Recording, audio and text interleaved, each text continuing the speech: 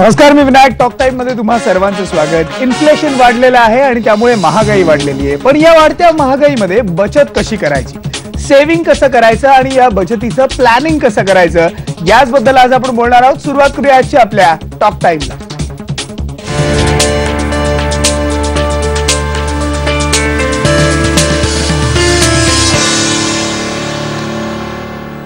बचत आणि वाढती महागाई हा आजचा आपला विषय आहे आणि याचबद्दल आपल्याला मार्गदर्शन करणार आहेत गुंतवणूक सल्लागार अर्चना भिंगाडे. मॅम, स्वागत आहे तुमचं IBN लोकमत मध्ये. भरपूर फोन येणार आहेत कारण सध्या महागाई वाढलेली आहे. सेव्हिंग कसं करायचं, बचत कसं करायची आणि आपल्याला त्याचं प्लॅनिंग कसं करायचं, याबद्दल आम्हाला सगळ्यांनाच माहिती हवी आहे. तुम्हाला सुद्धा काही प्रश्न विचारायचे असतील आम्हाला फोन करा. आमचा नंबर लिहून घ्या. आमचा नंबर आहे 02266899263. तुमच्या प्रश्नांची वाट बघतोय, पण आपण सुरुवात करूयात. महागाईचे दिवस आहेत, यात काही शंका नाहीये. पण जेव्हा महागाई आलेली आहे, या सगळ्या गोष्टी घडतायत, बचत नेमकी कशी करायची? आमच्या हातातले पैसे जे आहेत ते आम्ही ठेवायचे कुठे, साठवायचे कुठे, कशी बचत करायची? पहिल्यांदा महागाई काय असते ते समजून घेऊया. महागाई म्हणजे जेव्हा उत्पादन कमी होतं आणि त्याची मागणी वाढते, त्यामुळे असलेल्या उत्पादनाला जास्त किंमत रेत राहते आणि अचानक सगळ्याच किमतींचा भडाका उडतो आणि किमती वाढायला लागतात अचानकपणे. तर अशा प्रसंगी खरं म्हटलं तर बचत कशी करायची हा खूप कठीण प्रश्न असतो. पण तरी देखील आपल्याला बचत करता येऊ शकते. कारण तुम्ही जर तुमचा स्पेंडिंग प्लॅन तयार केलात की म्हणजे माझं उत्पन्न आल्यानंतर पहिली गोष्ट काय असते की आपले जे कर्जाचे हप्ते आहेत ते जाणं खूप आवश्यक असतं. कर्जाचे हप्ते दिल्यानंतर दुसरे आपले जे काही रेग्युलर सेव्हिंग्स चालू असतात, इन्व्हेस्टमेंट्स चालू असतात, म्हणजे उदाहरणार्थ माझ्या रिटायरमेंटसाठी सपोज मी प्लॅन केलेला आहे, त्याची काही दर महिन्याला गुंतवणूक होत असेल, मुलांच्या शिक्षणासाठी होत असेल, ती गुंतवणूक जशी आहे तशीच चालू ठेवून नंतर उरलेल्या पैशामध्ये मी माझं स्पेंडिंग बजेट तयार केलं पाहिजे. म्हणजे सगळ्यात महत्त्वाचं म्हणजे खर्चाचा आराखडा केला पाहिजे. पहिला जोपर्यंत आपण हा खर्चाचा आराखडा करत नाही तोपर्यंत आपल्याला एक आयडिया येणार नाही. त्यामुळे खर्चाचा आराखडा करणं ही अत्यंत महत्त्वाची गोष्ट आहे आत्ताच्या काळात. करेक्ट. आणि हे आराखडा करताना आपल्या लक्षात येईल की खूप कठीण आहे. मग काही अनावश्यक खर्च आपण टाळू शकतो.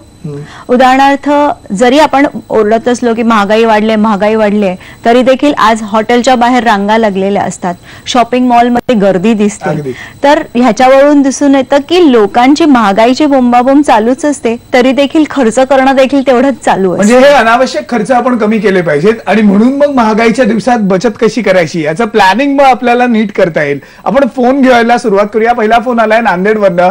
संतोष कदम आहेत. विचारा संतोष. हा, नमस्कार मॅडम. नमस्कार. हा, माझा प्रश्न आहे मॅडम, आता हे नवीन नवीन सरकार आलेलं आहे आणि त्याच्यामध्ये अशी एवढी महागाई आणि रेल्वे खात्यामध्ये पण महागाई करून ठेवलेली आहे.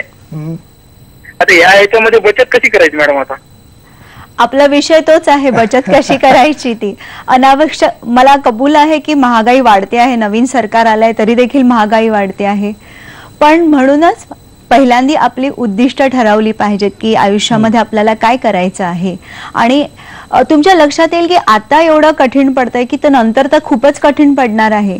त्यामुळे गुंतवणूक करताना देखील आपल्याला आपली गुंतवणूक इक्विटीमध्ये करणं जास्त चांगलं पडेल. आणि महागाई रोखण्यासाठी छोट्या छोट्या गोष्टीमध्ये आपण बचत करू शकतो. तुम्ही बघितलं तर आपला खाण्यापिण्याचा खर्च खरंच न वाढला आहे, पण तरी देखील जास्त प्रश्न कुठे पडतो की आपण चैनीला जास्त पैसे देऊ शकत नाही. आणि चैनीतून आपल्याला आपण का करत असतो, कारण आपल्याला त्यातून आनंद मिळत असतो. तर पूर्वीच्या काळी देखील तुम्हाला काही बोलायचंय का? आनंदाची व्याख्या बदलली आहे का म्हणजे? कारण आता जो मुद्दा तुम्ही इकडे मांडता अत्यंत महत्वाचा मुद्दा आहे की आता आम्ही आनंद घ्यायचा असेल, मजा करायची असेल की हॉटेलिंग करणार किंवा कुठेतरी मॉलमध्ये जाणार. पण पूर्वीच्या काळी सुद्धा महागाई होती पण हे सगळं होत नव्हतं. मग ही आनंदाची व्याख्या बदलली आहे. बरोबर आहे. ही आनंदाची व्याख्या बदलल्यामुळेच लोकांना बऱ्याचदा चाट पडते की पूर्वीच्या काळी मुलांचे वाढदिवस घरातल्या घरात त्याचं औक्षण करून काहीतरी गोड करून साजरे केले जात होते. पण आता वाढदिवस म्हटलं की हॉटेलमध्ये त्याच्या मित्रमैत्रिणींना घेऊन जाणं येतं. 3, 4, 5 हजाराचा फटका आरामात पडतो. तर ह्या सगळ्या व्याख्या बदलल्यामुळेच आजच्या पिढीला महागाईची काय म्हणता येईल की चटका बसतो आहे. अगदी, आणि ती झळ आता आपल्याला त्यामुळे सहन करावी लागते. ही चर्चा अशी सुरू ठेवायची. पुढचा फोन आलेला आहे विक्रोळीवरनं हेमंत बाबर आहेत. विचारा हेमंत. हॅलो, नमस्कार, विचारा. हा नमस्कार. हॅलो हेमंत, तुमचा आवाज येतोय, तुमचा प्रश्न सलग विचारा. हा, मी काय म्हणत होतो की माझा दिवसाचा इन्कम आता साहेब 400 ते 500 रुपये आहे. आणि माझा बँकेचा हप्ता महिन्याचा जास्तीत जास्त 7,000चा जातो. अच्छा. आणि महागाई तर अशी वाढतच चाललेली आहे. तर ह्याच्यामध्ये मी कुठे इन्व्हेस्टमेंट करू शकतो का? ठीक आहे. 15,000 जर त्यांचे इन्कम असेल, 7,000चा हप्ता जातोय त्यांचा, 7,000 रुपये जात आहेत महिन्याला, आणि मग कशी मी इन्व्हेस्टमेंट करायची? अच्छा, आता मला तुमच्या घर खर्च माहिती नाहीये. मला माहिती नाही की तुमचं लग्न झाले असल्यास तुमची मिसेस देखील नोकरी करते का, तुम्हाला कोणी मदतीचा हात आहे का. पण तुमच्याकडे जर बचत होत असेल तर तुम्ही पहिली गोष्ट केली पाहिजे की तुमचा जे काही कर्ज आहे त्याच्यातून मी लवकरात लवकर कसा बाहेर पडेन हे बघितलं पाहिजे. आणि त्याचबरोबर जर जे काही 500 रुपये 1000 रुपये तुमच्याकडे उरत असतील तर ते 500 1000 रुपये तुम्ही इक्विटी म्युच्युअल फंड्स मध्ये इन्व्हेस्ट करायला सुरुवात करा. कारण आता जर आपली अशी परिस्थिती असेल तर जेव्हा आपण खरोखर रिटायरमेंटला काही 20-30 वर्षांनी येऊ तेव्हा आपला खर्च किती वाढलेला असेल, त्यावेळेला आपलं उत्पन्न आपल्याला पुरेसे पडेल का हे देखील बघणं खूप आवश्यक आहे. म्हणजे इन्व्हेस्टमेंट मध्ये इक्विटी असावी. या मुद्द्यावर सुद्धा आपल्याला विचारायचं की नेमकं कुठे इन्व्हेस्ट करायचं आणि किती आणि कशी इन्व्हेस्टमेंट करायची याबद्दल सुद्धा आपण बोलूया. पण बीडवरनं जालिंदर दराडे आहेत. विचारा जालिंदर. नमस्कार सर. नमस्कार सर, महागाईचे जरा मागच्या काँग्रेसने सरकारने तर महागाई वाढवलेलीच आहे. परंतु आता नवीन मोदी सरकार आलेलं आहे. मोदी सरकारने रेल्वे भाडं वाढवून जे आता महागाईला जी चालना दिलेली आहे त्याच्याविषयी मला असं वाटतं की मध्यम वर्गाने आता कशामध्ये बचत करावी हाच प्रश्न पडलेला आहे. ठीक, तुम्ही सुद्धा हाच प्रश्न विचारता आणि आजचा खरं तर आपला विषयच तो आहे. तुम्ही संपूर्ण कार्यक्रम जर ऐकलात तर तुम्हाला कळेल की तुम्ही कुठे कुठे आणि कशी कशी बचत करायची. पण जो आपण मुद्दा इकडे म्हणतो की इन्व्हेस्टमेंट करायची तर इक्विटीमध्ये करायची, इक्विटी त्यात असली पाहिजे. नेमकं म्हणजे काय करायचं, सोप्या भाषेत सांगायचं तर काय करू? आजच्या गतीला देखील जरी आपली महागाई असेल तरी देखील लोक कुठे ना कुठेतरी इन्व्हेस्टमेंट्स करतात. अगदी बरोबर. मग ती इन्व्हेस्टमेंट करताना नक्की आपल्याला महागाईपेक्षा जास्त दर मिळत असेल तरच खऱ्या अर्थाने आपली गुंतवणूक वाढत असते. नाही तर आहे आपल्याला वाटतं, आपल्याला समाधान मिळतं की मी गुंतवणूक करतोय, पण ती गुंतवणूक खरं म्हटलं तर आपण इंग्लिशमध्ये म्हणतो की ऍक्च्युअली इट इज डिप्लेटिंग म्हणजे त्याची व्हॅल्यू कमी होत असते. उदाहरणार्थ समजा तुमचं बँकेमध्ये एफडी असेल, एफडी वरती तुम्हाला 9% इंटरेस्ट मिळत असेल आणि महागाई 10% वाढतेय, त्याच्यात जर तुम्ही 30% कर भरत असाल एफडीच्या उत्पन्नावरती, तुमच्या हातामध्ये उरले किती? 9 वजा 2 रुपये 70 पैसे म्हणजे फक्त 6 रुपये 30 पैसे. म्हणजे दरवर्षी तुमची गुंतवणूक फक्त 6 रुपये 30 पैशांनी वाढते. वेरॅज गेल्या वर्षी जी वस्तू तुम्ही घेतली नाही ह्या वर्षी घ्यायला गेलात तर तीच वस्तू 110 रुपयाला तुम्हाला मिळते. मग तुम्ही ऍक्च्युअली इन्व्हेस्टमेंट्स करून खरं म्हटलं तर काय करताय की महागाई वाढते त्याच्याप्रमाणे तुमची गुंतवणूक वाढत नाहीये. म्हणून आपल्याला असलं कुठलं तरी साधन शोधायला पाहिजे की जे मला माझ्या महागाईपेक्षा जास्त दर देईल, तरच मी दिवसेंदिवस थोडं श्रीमंत होत राहीन. नाही तर पुढची परिस्थिती कठीण असेल. म्हणजे पोस्टात न ठेवता, एफडी मध्ये न गुंतवता जर आपण इक्विटीमध्ये या सगळ्या गोष्टींमध्ये इन्व्हेस्ट केलं तर मग आपल्याला त्याचे चांगले रिटर्न्स मिळू शकतील आणि ते लॉंग टर्म रिटर्न्स असतील. एक्झॅक्टली, शब्द आहे long term return. Short term मध्ये जर तुम्ही इक्विटी घ्यायला गेलात तर कदाचित तुम्हाला नुकसान नक्की होऊ शकेल. म्हणजे परत मुद्दा बेसिक्स तुमचे तेच राहतात की तुमच्याकडे जर शॉर्ट टर्म गोल असेल तर त्याच्यासाठी नक्कीच तुम्हाला रिटर्न्स पेक्षा तुम्हाला तुमची गुंतवणूक सुरक्षित लागते. अगदी लॉंग टर्म रिटर्नचा आपण विचार केला पाहिजे. भंडाऱ्यावरनं फोन येतोय, ज्ञानेश्वर देसकर आहेत. विचारा ज्ञानेश्वर. ज्ञानेश्वर, तुमच्या टीव्हीचा आवाज पूर्णपणे बंद करा तरच तुमचा आवाज आमच्यापर्यंत पोहोचू शकेल. ज्ञानेश्वरचा फोन कट झालेला आहे. अमरावतीवरनं रमेश राठोड आहेत. विचारा रमेश. नमस्कार मॅडम. नमस्कार. मॅडम मला हे वाढती महागाई जी आहे, हा मॅडम हे वाढती महागाईला जबाबदार घटक कोणते आहेत आणि या वाढत्या महागाईमध्ये आपण बचत कशी करू शकतो याचं थोडक्यात विश्लेषण पाहिजे मॅडम. ठीक आहे. रमेशच्या प्रश्नाचं आपण उत्तर घेणार आहोत, पण डोंबिवलीवरनं भारत वावळ सुद्धा आहेत. विचारा भारत. नमस्कार मॅडम. माझा असा प्रश्न आहे की मी सरकारी सेवेतून निवृत्त होतोय आणि निवृत्त होता मला पेन्शन बरोबर साधारणतः 6 ते 7 रुपये ग्रॅज्युटी लिव्ह एनकॅशमेंट अशी अमाऊंट मिळणार आहे. तर आजच्या महागाईच्या दृष्टीने मी अमाऊंट कशा प्रकारे गुंतवू म्हणजे ते अधिक सुरक्षित आणि अधिक लाभदायक मिळेल. फार महत्वाचा आणि उत्तम प्रश्न विचारलेला आहे की आता मी रिटायर तर होतोय, मला जे मिळणारे जी काही उत्पन्न असेल किंवा ग्रॅज्युटी असेल किंवा पीएफ असतील, जे काय असेल ते मी आता इन्व्हेस्ट कसे करायचे आणि कुठे करायचे. Very good. जेव्हा आपण रिटायर होतो ह्या वयामध्ये पहिली गोष्ट असे की आपल्याला आता ह्या टप्प्यावरती आयुष्याच्या कुठल्या कुठल्या जोखमी येऊ शकतात.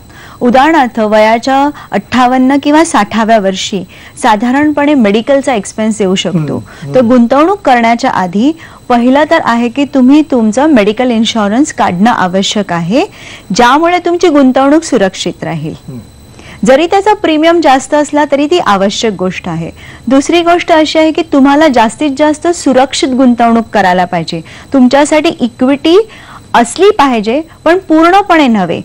थोडा म्हणजे 100 रुपये जर तुम्ही गुंतवणूक करत असाल तर त्यातले 10 ते 20 रुपये तुमचे इक्विटीमध्ये गेले तरी हरकत नाही, आणि बाकीचे जे 80 रुपये आहेत किंवा जेवढी तुम्हाला आवश्यकता आहे तुमचा दर महिन्याचा खर्च भागण्या इतकी तेवढी गुंतवणूक तुम्ही सुरक्षित ठिकाणी करावी. त्याच्यामध्ये तुमचं बँकेचं FD आलं किंवा पोस्ट ऑफिसची सिनियर सिटीजन स्कीम झाल्या किंवा डेट म्युच्युअल फंड देखील विचार करायला हरकत नाहीये. जर जास्त माहिती नसेल तर एखाद्या तुमच्या जवळच्या सल्लागाराकडून ते समजून घ्या आणि त्याच्यामध्ये तुम्हाला जास्तीत जास्त रिटर्न्स कसे मिळतील ते समजून. म्हणजे रिटायरमेंटच्या वेळेला हाय मला इन्कम कसं मिळेल किंवा मला त्याचा फायदा जास्तीत जास्त कसा मिळेल यापेक्षा सेफ इन्व्हेस्टमेंट कुठे करता येईल याचा त्यांनी विचार केला पाहिजे. परफेक्ट. अगदी बरोबर आहे. ही चर्चा मॅम आपल्याला अशी सुरू ठेवायची आहे. तुमच्या प्रश्नांची आम्ही वाट बघतोय. आम्हाला फोन करा. आमचा नंबर लिहून घ्या.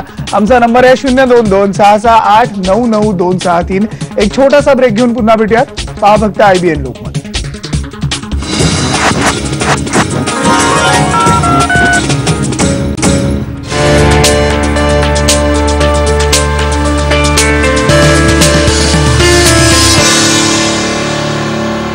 आज टॉक टाइम मध्ये आपण बचत आणि वाढती महागाई या विषयाबद्दल बोलतोय. मॅम, जेव्हा आपण म्हटलं रिटायरमेंटच्या प्लॅनिंगच्या वेळेला की 100 रुपयामधले 10 रुपये 20 रुपये इक्विटी टाकावेत, पण आता गरज सगळ्यात जास्त बचत करायची आहे ती तरुणांना. बरोबर. जर फ्युचरचं प्लॅनिंग करायचं असेल तर आम्हाला ही बचत करणं आत्ता अत्यंत गरजेचं आहे. जर माझं उत्पन्न 100 रुपये असेल तर मी कसं या 100 रुपयातनं प्लॅनिंग करायचं. 100 रुपयातून प्लॅनिंग करताना पहिलं तर तुम्ही तुमचा खर्च काढणार बाजूला, असं नाही करायचं. पहिलं आपण आपल्या वयाप्रमाणे इन्व्हेस्टमेंट. आम्ही पहिल्यांदा हेच करतो की आम्ही पहिल्यांदा खर्च काढतो की अच्छा ठीक आहे 100 रुपयातनं माझे 40 रुपये खर्च आहे तो मी बाजूला काढून टाकतो. मग हे चुकीचं आहे. हे चुकीचं आहे. पहिल्यांदा तर तुम्ही आताच्या खर्चाप्रमाणे जेव्हा तुम्ही रिटायर होणार तेव्हा तुम्हाला किती खर्च येऊ शकतो हे कॅल्क्युलेशन्स करू शकता. इंटरनेटवरती काही टूल्स अवेलेबल आहेत, त्याच्यातून तुम्ही ते नक्की फाइंड आउट करू शकता. जर मी आता दर महिन्याला 20,000 खर्च करत असेल तर माझ्या वयाच्या 60व्या वर्षी 45व्या वर्षी जेव्हा तुम्हाला कधी पाहिजे त्यावेळेला तो खर्च किती झाला असेल आणि तेवढे पैसे मिळण्यासाठी मला किती कॉर्पस जमा करायला पाहिजे. अच्छा. तो कॉर्पस जमा करण्यासाठी मग मला दर महिन्याला किती गुंतवणूक केली पाहिजे असं ते उत्तर काढता येतं. ओके. पण म्हणजे फ्युचर प्लॅनिंग करूनच आता आम्हाला हे सगळं इन्व्हेस्टमेंटची प्लॅनिंग असेल किंवा बचतीचं प्लॅनिंग असेल हे केलं पाहिजे. पहिल्यांदा खर्चाचा विचार न करता पहिल्यांदा आम्ही बचतीचा विचार केला पाहिजे आणि मग उरलेले जे काही पैसे असतील त्यातून खर्चाचा विचार करणं हे आत्ताच्या घडीला योग्य आहे. परफेक्ट. अगदी. पुण्यावरनं फोन आलाय. नुसराज शेख आहेत. विचारा नुसराज. हॅलो, नमस्ते मॅडम. नमस्ते. मी एक हाऊसवाईफ आहे. माझे मिस्टर म्हणजे 500 रुपये रोज त्यांना भेटतात हाजरीवर. तर महिन्याला मला खूप म्हणजे एवढी महागाई झाली त्यानुसार मला काही जमत नाही म्हणजे बचत करायला. बरोबर आहे तुमचं. कदाचित घरामधली माणसं जास्त असल्यावर जमत नसेल. मग तुमच्याकडे असं एखादं स्किल आहे का, तुमचं कौशल्य आहे की तुम्ही घर खर्चाला काही मदत करू शकता का, हे आपण बघू शकतो. की आहे ते उत्पन्न कमी पडत नसेल तर आपण त्याला जोड देऊ शकतो का, हा प्रयत्न तुम्ही करू शकाल ना. जोड उत्पन्नाची गरज आहे. 15,000 जर त्यांचं मंथली इन्कम असेल तर त्यांना आता जोड उत्पन्नाची गरज आहे आणि जोड उत्पन्न दिलं तर मग आपलं बजेटिंग सुद्धा आपल्या हातात येऊ शकतं. बरोबर. ठीक आहे, माड्यावरनं फोन आहे. गणेश शिंदे आहेत. विचारा गणेश. हॅलो, विचारा गणेश. मी सर शेती करतोय. हा, आपलं वार्षिक उत्पन्न 1,00,000 रुपये आहे. त्यात परत घर खर्च ह्यातनं कशी बचत करायची. शेतकरी आहेत, हा एक अत्यंत महत्वाचा मुद्दा आहे आणि प्रश्न आहे. कारण आता आपल्याकडे आपण पाहिलं तर दुष्काळ आहे किंवा महागाई जी वाढलेली आहे, यातून शेतकऱ्याचं जगणं सुद्धा खूप कठीण झालेलं आहे. ते म्हणतात की माझं वार्षिक उत्पन्न 1,00,000 रुपये आहेत, त्यात माझा घर खर्च जातो. मग त्यांनी म्हणजे त्यांच्याकडे काहीच उरत नाही असं त्यांना म्हणायचं आहे का. त्यांची बचत करणं म्हणजे एक्झॅक्टली सिच्युएशन मला पण कळणार नाही. त्यांचं घरामध्ये किती व्यक्ती आहेत, कितपत खर्च आहे, पण त्यांनी विचार काही परत इकडे पण कमी बचत असेल म्हणजे ते म्हणतात की कमी बचत आहे, तर कमी बचत असेल तर मग मी काय करायचं. हा, मग त्यांची कमी बचत असेल तर शेतकऱ्यांचं जे उत्पन्न आहे ते नियमित नसतं पहिलं तर.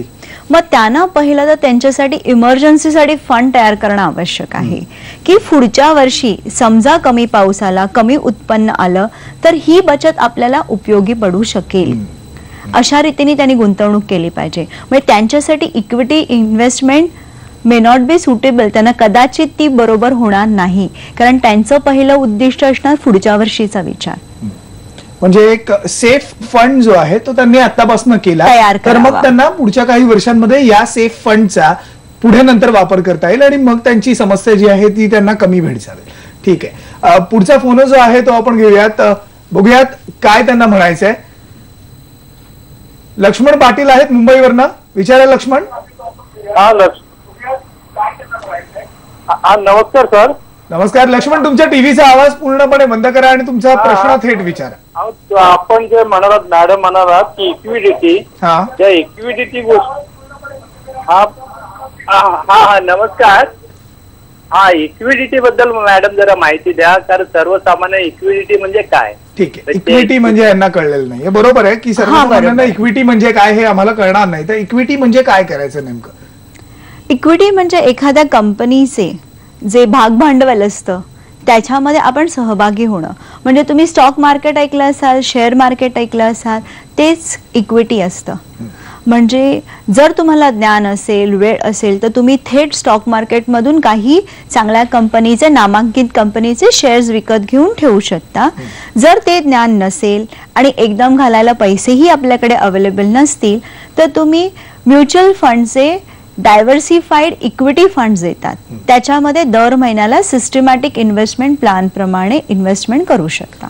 सर्वसामान्यांच्या भाषेत बोलायचं झालं, इक्विटी घ्यायची म्हणजे मला या शेअर बाजारात माझा जो पैसा आहे तो थोड्या प्रमाणात गुंतवणं गरजेचं आहे. बरोबर. आणि जर ते मी गुंतवले तर लवकरात लवकर मला तिकडनं रिटर्न्स मिळू शकतात, या एफडी पेक्षा किंवा पोस्टातल्या गुंतवणुकीपेक्षा. नाही, सॉरी, लवकरात लवकर मला रिटर्न मिळू शकतात असं नव्हे, तर लॉंग टर्म मध्ये, हा, लॉंग टर्म मध्ये तुम्हाला तुमच्या महागाईपेक्षा जास्त रिटर्न मिळू शकतात. लवकरात लवकर श्रीमंत होण्यासाठी स्टॉक मार्केट नाही. अगदी ठीक आहे. ही चर्चा मॅम आपण अशी ठेवूया. एक छोटासा ब्रेक घेऊन पुन्हा भेटूया. पहा फक्त IBN.